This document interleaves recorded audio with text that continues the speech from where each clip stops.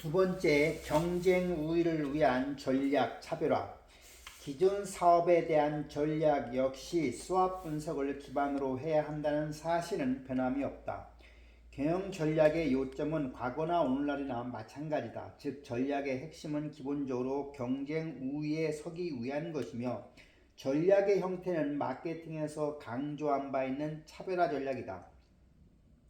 우리 기업이 서 있는 시장에서의 위치에 따라 전략은 구체적인 차별화의 형태를 가지게 된다.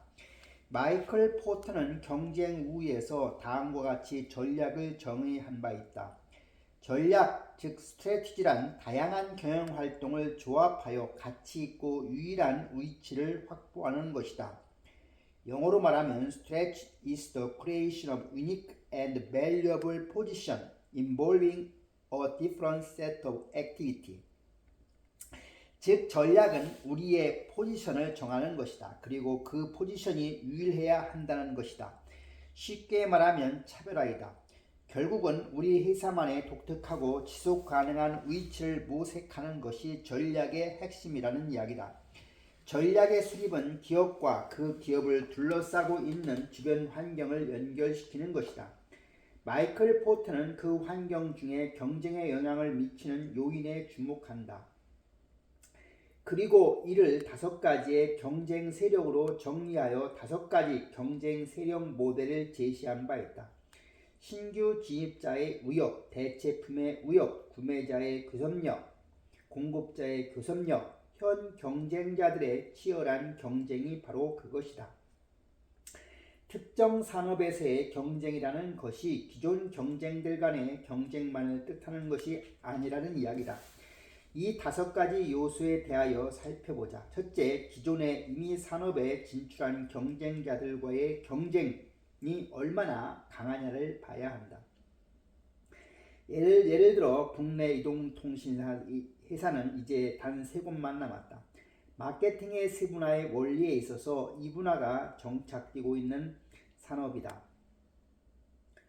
2006년 9월 현재 SK텔레콤이 전체 가입자의 50% 이상을 점유하고 있으며 KTF가 32%, LG텔레콤이 약 17%다. 그러나 이들 간의 경쟁은 아직도 치열하다. 이미 포화 상태에 이르는 모바일 전화 사용자를 유치하기 위한 가격 경쟁은 물론 새로운 서비스를 제공하기 위한 기술 경쟁도 가속화되고 있다. 아무리 황금알 낳는 거위라 하더라도 새로운 경쟁자를 생각하기가 쉽지는 않다. 둘째, 해당 산업에 뛰어들려는 새로운 진입자의 가능성을 살펴보아야 한다. 초기 투자 자금이 많이 들어가고 높은 기술이나 막대한 설비가 필요하다면 새로운 시장 진입은 어렵다고 보아야 한다. 예를 들어 이동통신 사업의 경우에 전국에 기지국을 설치해야 하고 수많은 인력을 채용해야 한다. 기존의 경쟁뿐만 아니라 시장 진입에 필요한 막대한 투자가 새로운 경쟁자를 막는 진입 장벽이 된다. 셋째, 해당 상품이나 서비스에 대한 대체제가 얼마나 많은가도 경쟁 정도를 가늠하는 잣대가 된다. 대부분의 상품에는 대체제가 존재한다. 상품의 라이프 사이클이 오래될수록 대체제는 더 많을 수밖에 없다. VCR의 대체제는 DVD라고 할 수 있는데 점차 DVD가 VCR을 그야말로 대체하였다. 넷째, 공급자의 교섭력이 얼마나 강한가도 살펴보아야 한다. 공급자의 교섭력이란 우리 입장에서 얼마나 쉽게 공급자를 제어할 수 있느냐를 말한다. 하나의 산업은 또 다른 산업과 연결되어 있다. 제조를 하기 위해서는 원료도 필요하고 기계도 구매해야 한다. 예를 들어 차를 만들려면 포스코와 같은 공급자로부터 차량용 강판을 사와야 한다. 식당을 하기 위해서는 채소와 고기 등을 구매해야 한다. 이때 얼마나 저렴하게 그리고 좋은 원료를 사올 수 있느냐에 따라 경쟁력이 결정된다. 마지막으로 구매자의 교섭력도 분석해 보아야 한다. 당연히 소비자가 우세할 것이라고 생각할 수가 있지만 소비자가 반드시 최종 소비자가 아닌 경우도 있고 또 계절에 따라 제품의 공급이 한정되어 있는 경우도 얼마든지 있다. 흔히 경영자들은 자신과 동일한 제품을 생산하고 판매하는 기업들만 경쟁자로 인식하는 잘못을 범할 수가 있다. 그러나 이러한 기존 경쟁자 이외의 고객과 공급업자, 대체품, 호시탐탐 사업 진출을 노리는 신규 진입자들도 모두 그 산업에서 활동하는 기업들에게는 엄연한 경쟁자들이라고 볼 수 있다.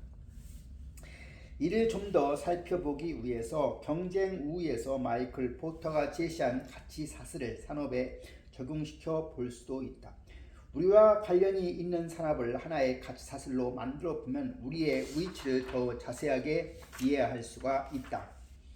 포터는 경쟁 전략의 성공은 경쟁이 일어나는 기본 영역인 산업 내에서 어떻게 기업이 유리한 경쟁적 위치를 확보하느냐에 달려있다고 설명한다. 자세히 분석해보면 경쟁 우위를 창출할 수 있는 많은 부문이 보일지도 모른다. 그러나 근본적으로는 고객에게 경쟁사보다 더 싸게 제품을 공급하든지 아니면 경쟁사보다 더 독특한 혜택을 제공함으로써 경쟁 우위를 확보하는 두 경우를 생각해 볼 수가 있다. 바로 원가 우위와 차별화 우위라는 전략이다. 포터는 경쟁 우위의 원천이 되는 경쟁 전략을 세 가지로 나누고 있다. 코스트 리더십 전략, 차별화 전략, 집중 전략이 바로 그것이다. 결국 이 모두를 차별화라고 할 수가 있다. 코스트 리더십은 가격을 차별화하는 것이고 집중 전략이란 시장을 차별화하는 전략이다. 물론 낮은 비용도 경쟁 우위의 중요한 원천의 하나인 것이다. 한편 포터가 말하는 집중 전략은 우리가 흔히 듣는 집중화와는 차이가 있다. 포터의 집중, 포커스는 특정 고객층, 특정 제품, 특정 지역 시장 등을 한정된 영역으로 기업의 경영 자원을 집중하는 전략을 의미한다. 집중 전략은 애초부터 특정 표적만을 누린다. 다시 말하면 시장을 차별화한다는 이야기다. 이를 포터는 다음과 같은 매트릭스로 표현하고 있다. 만약 우리 기업이 비용 우위에 서 있다면 넓은 시장을 공략할 수가 있으며 시장을 주도하는 전략을 사용할 수도 있겠다. 스티브 리브킨과 잭 트라우트가 말하는 방어적 전략이다. 만약 그렇지 못하다면 차별화하여 공격적인 전략을 사용할 수밖에 없다. 여기서 작은 특정 시장, 즉 틈새 시장을 공략하는 것 자체를 포터는 집중이라고 표현하고 있다. 차별화는 모든 기업의 전략에 있어 핵심이다. 어떻게 차별화하느냐가 관건이다. 변방 전략이라는 것이다. 변방이라고 불렀던 주변국에 대한 중국의 대의 전략을 말하지만 반대로 우리 스스로 그 변방 전략을 사용할 수도 있어야 한다. 물론 국민의 정서적인 문제로 거부감을 가질 수도 있다. 그러나 그것이 생존과 성장을 위한 것이라면 그리고 주어진 조건에서의 최선의 방법이라면 거부할 수 없는 전략이 된다. 변방 전략도 그리고 2등 전략도 승리를 위한 차별화 전략이기 때문이다.